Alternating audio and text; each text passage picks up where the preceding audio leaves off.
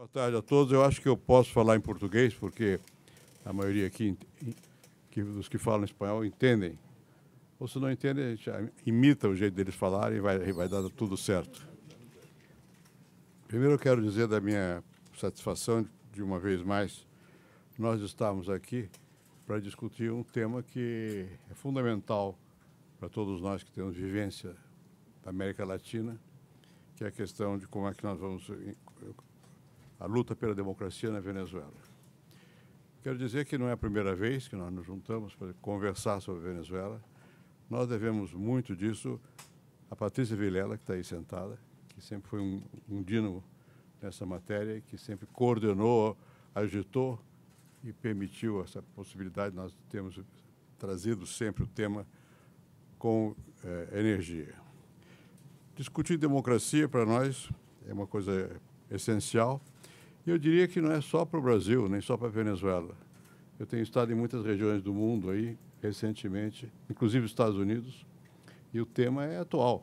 Por incrível que pareça, nós temos que voltar a discutir as condições da democracia, as possibilidades da democracia, porque há um sentimento amplo de uma crise, que na verdade é uma crise de confiança nas instituições. É uma crise mais geral, que tem a ver com muitas transformações que ocorrem no mundo, tem a ver com o fato de que as nossas instituições de governo do mundo ocidental, que se criaram a partir do século XIX, se consolidaram no século XIX e no século XX, estavam baseadas em classes e partidos. E a sociedade contemporânea tem uma mobilidade enorme, uma diversidade muito grande, e a coesão das estruturas sociais nas quais nós nos formamos começa a desaparecer. Então, a gente não percebe muito bem qual é o cimento que vai unir as pessoas. Nós assistimos recentemente, mesmo nos países mais democraticamente mais tradicionais, como a Inglaterra, os Estados Unidos e a França, movimentos surpreendentes. A eleição do Trump, nos Estados Unidos, no qual ele derrotou todos os establishments americanos, todas as instituições dos partidos e tal. Por outro lado, na Inglaterra, o Brexit, que de repente também é a mesma coisa, uma mudança muito grande, e na França, a eleição do Macron. É curioso porque isso mostra muito bem como houve uma espécie de deslocamento no espectro político, de grupamentos que no passado se era possível prever seu comportamento numa certa direção, mais à esquerda, digamos assim, ou mais progressista, de repente se embrulharam muito. E se você olhar o que aconteceu com os trabalhadores ingleses ou franceses ou mesmo americanos, muitos deles votaram por o que se chama de direita. E realmente isso confunde muito o panorama, porque realmente as coesões tradicionais não estão funcionando. E os temas também são outros, não são os temas do passado. Há uma espécie de desconfiança generalizada nas sociedades a respeito de quem governa, e existe um medo do que vem pela frente, porque a globalização mudou o mundo, e mudou para bem e para mal. E depende de como se interprete, quais são as expectativas, e quem transmite as expectativas às populações pode fazê-las sensíveis de uma coisa muito positiva ou muito negativa. O Macron defendeu abertamente a integração europeia e ganhou. O Brexit foi o oposto. Né? E nos Estados Unidos, o Rust Belt votou pelo Trump. Os setores mais de classe trabalhadora votaram pelo Trump. Então, se vê que mesmo nos países com essa tradição mais antiga, existe um movimento que chacoalha, por assim dizer, tudo, inclusive os nossos esquemas teórico-interpretativos. No nosso caso, latino-americano, as coisas se agravam, porque nós sofremos, em parte, esses impactos, mas, em parte, outros diferentes destes impactos, com algumas especificidades. Aqui, não é necessário reiterar, o tema da corrupção, de alguma maneira, passou a ser um tema dominante nas discussões sobre a vida política, né, de muitos países, e no caso do Brasil, nem é necessário aludir, todo mundo sabe que esse é um tema que contagiou e que, de alguma maneira, desmoralizou as instituições de governo. E isso de forma ampla. Não é que seja desmoralizado um ou outro, desmoralizou as instituições de governo, gerando um certo ceticismo. Bom, Há outros casos que são mais graves. Eu acho que a Venezuela é o mais grave dos mais graves, porque isso é uma síntese de tudo isso, uma sociedade que se fragmenta, não só pelas razões que todas as sociedades estão fragmentadas, mas porque tem um governo que há muito tempo não tem a competência de criar um mínimo de laços que permitam as pessoas sentirem-se mais à vontade como em sua maneira de ser, de se identificar. E, mais abertamente, as instituições democráticas foram postas em xeque diretamente pelos governos, né? Falar de democracia na Venezuela é um abuso de expressão. É um abuso de expressão, né?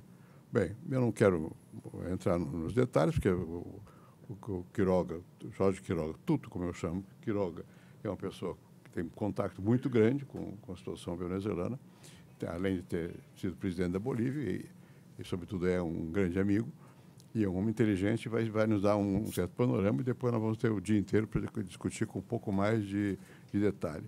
Eu só queria fazer um pequeno comentário que eu poderei mais tarde aprofundar um pouco mais, que é das dificuldades de lidar do lado de fora de um país com a realidade política deste país.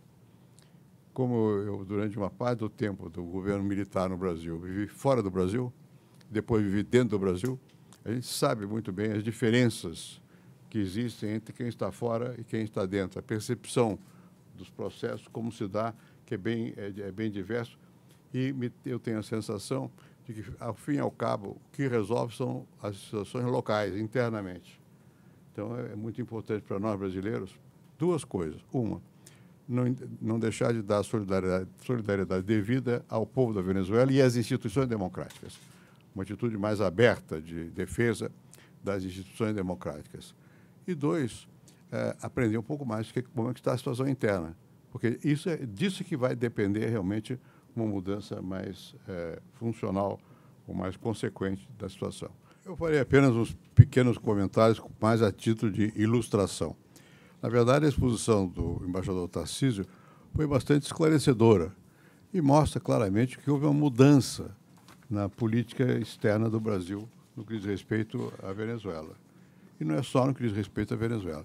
Ela talvez não tenha sido notada nem pelos brasileiros com mais força, mas houve uma mudança de orientação. Eu me recordo, algum tempo atrás, quando eu ainda presidia o Brasil, Dilma Rousseff, uma conversa com ela, o presidente Lula e outros mais, e a posição era bastante diferente do que é hoje a posição do governo brasileiro, porque havia um certo entusiasmo, não tanto do presidente Lula, mas do presidente Dilma, o que me surpreendeu.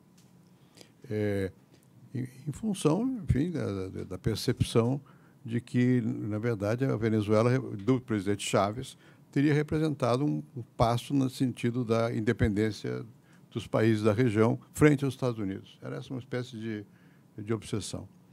Eu até redargui que eu tinha tido uma relação pessoal boa com o presidente Chávez. E repeti o que foi dito aqui, era o Chávez de $10 o barril do petróleo, né? Não era o mesmo Chávez do final do governo.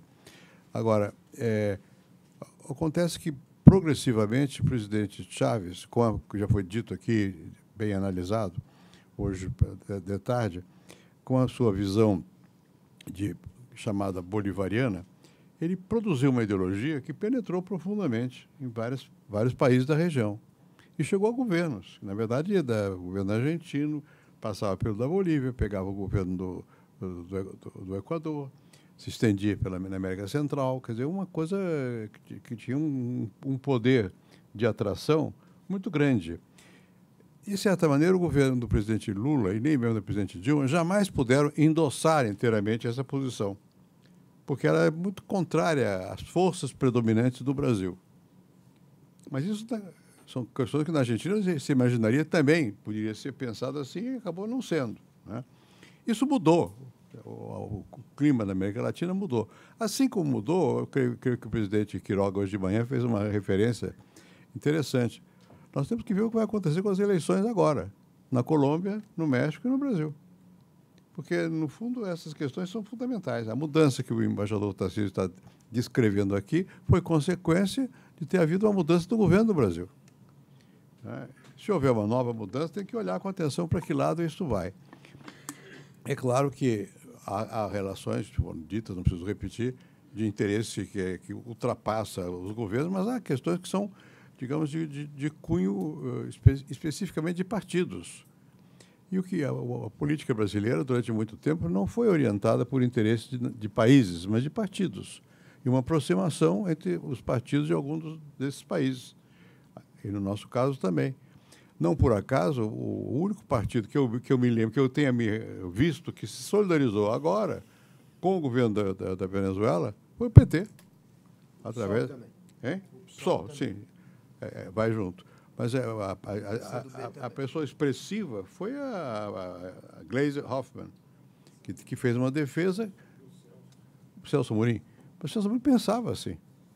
É essa mudança que aconteceu. Mas ainda existe no Brasil. E eu creio que a deputada Manuela Bolívar fez uma afirmação que é verdadeira. Nós não estamos discutindo apenas a Venezuela como se fosse apenas, já era muito, mas é mais do que isso. Existe uma tendência que está sempre em jogo, quer saber, vamos acreditar ou não que o jogo vai ser democrático? Isso existe aqui também. Não é muito claro se as pessoas acreditam que deva ser democrático. Ser democrático não esgota tudo. Não esgota a desigualdade social, nada disso. E tem que haver outros ingredientes. Mas é uma condição importante, institucional. Ao redor disso que se organizaram as várias associações regionais, contendo implicitamente o princípio da democracia. Mas o que está em jogo é que estão minando, há setores na sociedade que minam esse princípio. E agora, eu acho que o embaixador Tarcísio fez menção, o que era devido, é que existem também fatores extra-hemisféricos em jogo. A China e a Rússia. A Venezuela, bem ou mal, foi se armando com equipamento russo, militar russo. Então, são interesses que existem que têm que ser levados em consideração. A China bancou muita coisa, não só na Venezuela, banca muita coisa.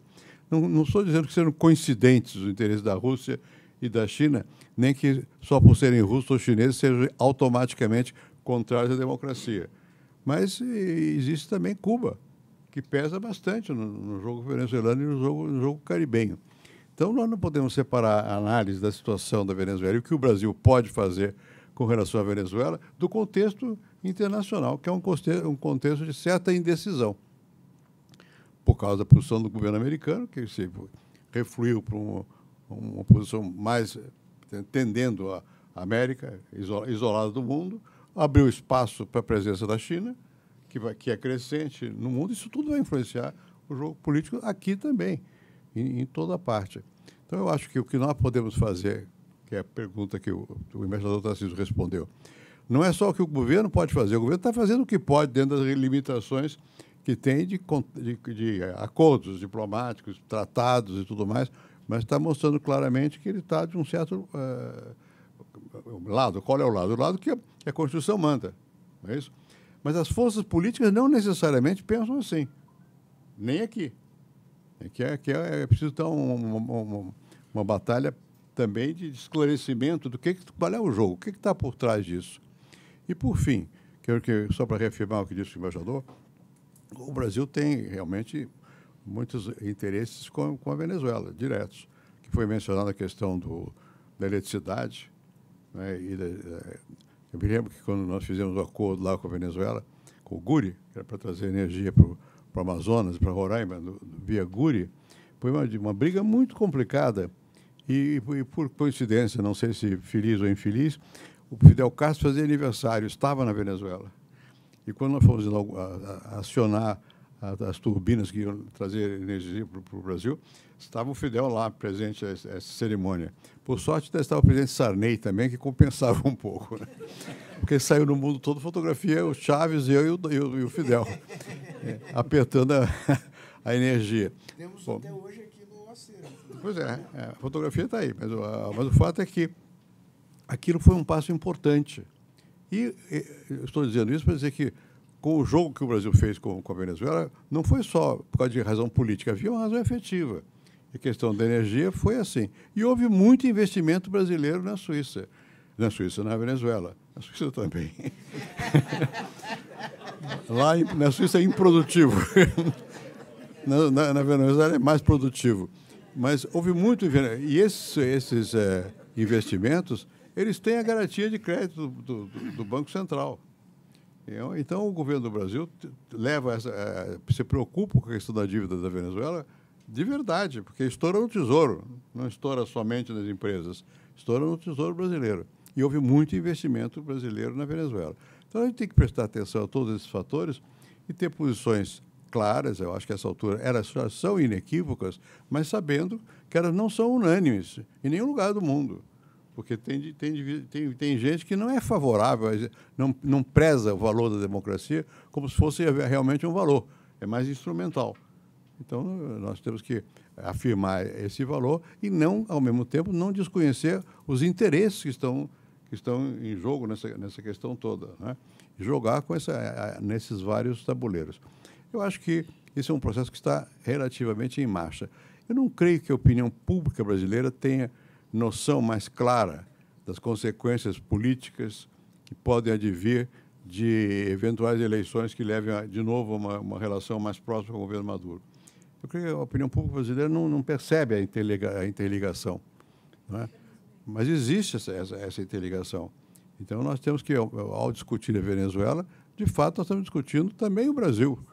No fundo, e nesse aspecto, é uma luta semelhante, vamos ou não. E nós temos que reconhecer também que os valores que nos são caros, institucionalmente, vão mal. Porque a crise das instituições representativas é grande. E no Brasil também é muito grande. O que diminui também a capacidade que a população tem de entender tudo isso, todo esse jogo. Ela está preocupada com a falta de confiabilidade, não é de pessoas só, não, das instituições mesmo. E nós estamos levantando um valor que é institucional, que é a democracia, o que não torna tão fácil assim o debate dele para ele ser convincente. Tem um lado pelo qual esse debate é mais facilmente convincente, que é o lado dos direitos humanos. Que foi mostrado aqui, as consequências desastrosas sobre a vida das pessoas. Isso, eu acho que é o lado que pode sensibilizar setores mais amplos da opinião brasileira. A opinião política, ela mais ou menos está informada da questão da Venezuela e está tomando posição, uns a favor, a minoria, e a maioria contra. E como a maioria exerce poder e tem efeito sobre a decisão governamental, está tendo já. Com relação à opinião pública, eu acho que o lado de mover mais facilmente é mostrar, olha o desastre que foi feito lá. E olha as consequências desse desastre para nós. Isso está dizendo que realmente a migração, eu não sabia que era tão alta como é assim, não no Brasil, mas no mundo. A venezuelana é tão grande assim. Quer dizer, não foi levantada essa questão do ângulo forte, como foi com relação ao que acontece com a Síria, com outros países do Oriente Médio ou da África mesmo. Aqui não. Eu acho que para nós termos apoio efetivo, tínhamos que avançar mais na questão da solidariedade interpessoal, humana e dos direitos humanos, que eu acho que são estacas mais firmes no nosso consciente coletivo. Mas eu quero felicitar a descrição que o Tarcísio fez, que devagarzinho ele mostrou que mudou tudo.